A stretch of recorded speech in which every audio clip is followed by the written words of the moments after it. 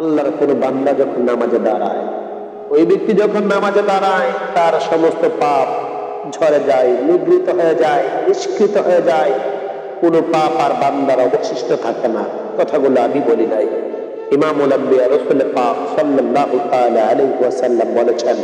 নবীজি বলেন, আল্লাহর কোন বান্দা যখন নামাজে দাঁড়ায় তার সমস্ত পাপ আনা হয় এবং ওই সমস্ত পাপগুলো রাখা হয় তার গর্দান এবং তার মাথার মধ্যে রাখা হয়। বান্দা যখন রুকুতে যায় পাপ ঝরতে থাকে, বান্দা যখন সিজদায় যায় তার সমস্ত পাপ ঝরে যায়, শেষ হয়ে যায়, ফিনিশ হয়ে যায়, বান্দার আর কোনো পাপ থাকে না। এই জন্য আমরা বেশি বেশি করে নামাজ পড়ব, অতিরিক্ত নামাজ পড়ব, তাহাজ্জুদ নামাজ পড়ব, নফল নামাজ পড়ব।